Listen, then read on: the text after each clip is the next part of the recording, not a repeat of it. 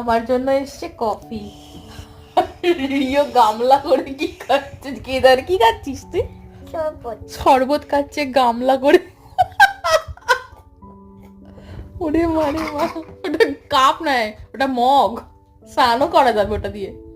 আগের ব্লগে বলেছিলাম আমাদের বাড়িতে আজকে রাত্রিবেলা গেস্ট আসবে, তো ওরা চলে এসেছে। ওরা অনেক দূর থেকে এসেছে। 25শে ডিসেম্বর ওর জন্মদিন, আর তার উপর ক্রিসমাস, তাই দুটো অনুষ্ঠান ভালোভাবে সেলিব্রেট করার জন্যই আমরা একসাথে হই। আগের বছরেও হয়েছিলাম, এবছরেও তাই জন্য একসাথে হয়েছি। রিওর একটা বৈশিষ্ট্য হচ্ছে খুব চেনা মানুষ হলেও প্রথম যখন অনেকদিন পরে দেখে তখন একটু সময় নেয় তার সাথে মানিয়ে নিতে। কিছু সময় পরে সেই মানুষটাই ওর সব থেকে প্রিয় মানুষ হয়ে ওঠে বাড়ির মধ্যে। তাই আগে একটু হেজিটেট বোধ করলেও পরে অবশ্য আন্টিকে এক মুহূর্তের জন্য ছাড়িনি। আজকে ডিনারে শাকা পরোটা, বেগুন ভাজা, কাবলি চানার তরকারি আর সাথে কাজু বরফি। ডিনার করে সবাই ঘুমিয়ে পড়েছে, আমি বসে একটু ভিডিও এডিট করছিলাম। হঠাৎ করেই বাইরে তাকিয়ে দেখি বাড়ির সামনে পুলিশে পুরো ভরে গেছে। থেকে যেটুকু বুঝলাম দুটো দলের মধ্যে মারপিট হয়েছে, সেই জন্যই এত পুলিশ এসেছে।